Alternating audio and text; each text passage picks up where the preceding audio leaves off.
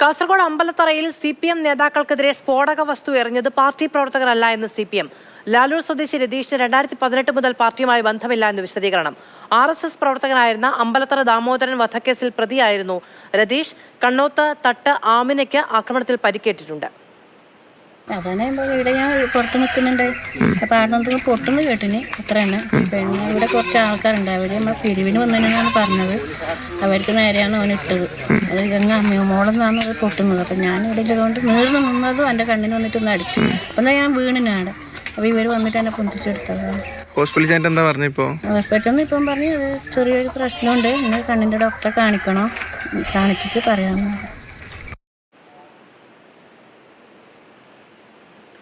സാരംഗ് സുരേഷ് വിവരങ്ങളുമായി ചേരുകയാണ്. സാരംഗ്, മുൻ പാർട്ടി പ്രവർത്തകൻ എന്നുള്ളതാണ് ഇപ്പോൾ CPM നൽകുന്ന വിശദീകരണം എന്ന് പറയുന്നത്. ലോക്കൽ സെക്രട്ടറിമാരടക്കം DYFയുടെ മേഖലാ സെക്രട്ടറിമാരടക്കം ഗൃഹസന്ദർശനത്തിന് എത്തിയപ്പോഴാണ് ഈ ബോംബാക്രമണം ഉണ്ടായത്. കേസെടുത്തിട്ടുണ്ട്, അതിന്റെ വിശദാംശങ്ങൾ. അത് ഇന്നലെ രാത്രിയോട് കൂടിയാണ് ഇത്തരത്തിൽ കാസർഗോഡ് അമ്പലത്തറയിൽ നാടിന് നടക്കിയ സംഭവം ഉണ്ടായത്.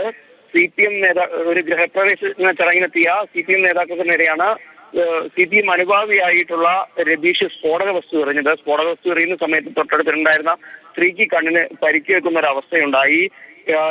CPM നേതാക്കൾ ഓടി മാറിയത് കൊണ്ട് മാത്രമാണ് ഇത്തരത്തിൽ ഗുരുതരമായ പരിക്കൊന്നും അവർക്ക് ഏൽക്കാതിരുന്നത്. ഇത് മാത്രമല്ല, രതീഷ് മുൻകാലങ്ങളിലൊക്കെ തന്നെ നിരവധി ക്രിമിനൽ പ്രവർത്തനങ്ങളിൽ ഏർപ്പെട്ടിരുന്ന ഒരാളായിരുന്നു. 2003 RSS പ്രവർത്തകനായിരുന്ന ദാമോദരനെ അയാൾ ജോലി ചെയ്തിരുന്ന അമ്പലത്തറ പോസ്റ്റ് ഓഫീസിന് ഉള്ളിൽ ചെന്ന് വെട്ടിക്കൊലപ്പെടുത്തിയ കേസിലെ പ്രതി കൂടിയായിരുന്നു ഈ രതീഷ്. ഇയാളുടെ ശിക്ഷാ കാലാവധി കഴിഞ്ഞതിന് ശേഷമാണ് ഇപ്പോൾ പുറത്തിറങ്ങിയത്. ഇത്തരത്തിലുള്ളൊരു അക്രമം പെട്ടെന്ന് ജനങ്ങളെ ഞെട്ടിക്കുന്ന തരത്തിലായിരുന്നു. സമാധാന അന്തരീക്ഷം നിലനിന്നൊരു സ്ഥലമായിരുന്നു. ചെറിയ തോതിലുള്ള വാക്കുതർക്കങ്ങൾ ഉണ്ടാകുന്നതിനിടയിലാണ് ഇത്തരത്തിൽ ഒരു സ്ഫോടക വസ്തു CPM നേതാക്കന്മാർക്ക് നേരെ എറിഞ്ഞത് എന്നുള്ള തരത്തിലുള്ള വിവരങ്ങളാണ് നമുക്ക് ഇപ്പോൾ ലഭിക്കുന്നത്.